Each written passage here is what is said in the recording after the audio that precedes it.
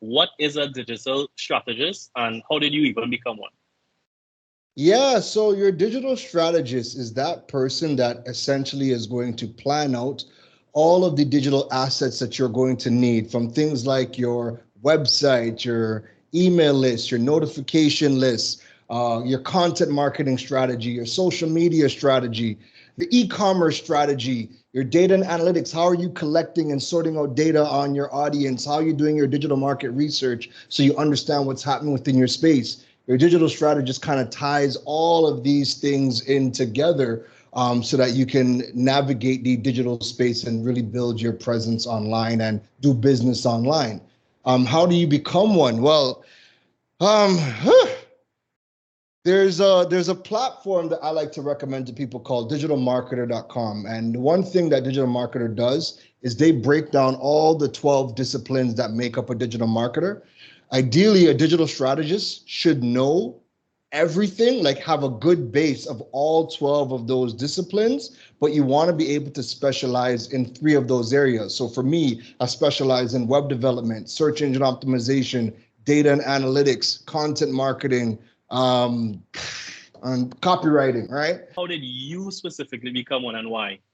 Oh, yeah. So it was pretty much an evolution for me. So when I started, I had no idea about marketing whatsoever, right? I got my start where I moved to Trinidad and I wanted to start a tech blog because when I moved here, I realized, yo, back in Canada, there are so many places that we could learn about tech. We could walk into Best Buy, we can go to Apple, we could go to the Apple store. I used to work at Apple. We were always doing trainings and workshops and teaching and putting out content online, educating people, right?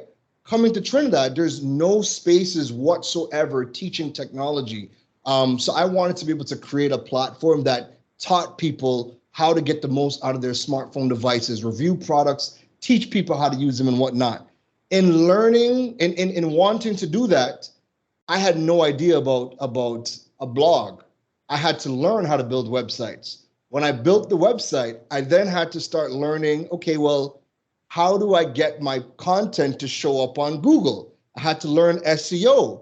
When that started to pick up traction and I decided, I'm going to open up a physical store, I then started to think to myself, okay, how do I get people coming into the store? How do I market my business? When I want to start selling online, how do I sell online? So all of those things I learned as a business owner, right? And as a startup business owner, where again, your resources are not infinite and you have to learn a lot of the things yourself, I had to learn all of the skills for my business. So after doing that for a few years, people started to reach out and say, yo, you have a website, you're selling online, you're showing up in Google. Who is doing all of this for you? What company did you hire?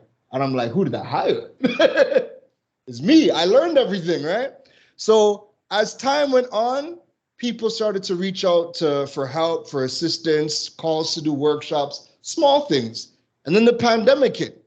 And once the pandemic hit, because at that point I had been talking about how I was building my business, Droid Island Online, for the last year and a half and years prior, because I had so much content teaching the marketing side of my business, the pandemic came and then it just took off to a whole nother level. And that by 2021, I decided, you know what, my passion for phones and tech and that side of tech kind of died down because I've been doing that since I was 19. And I feel like there's way more value. I have way more value to offer teaching people online business and digital strategy. That's kind of just where I'm at in my life right now.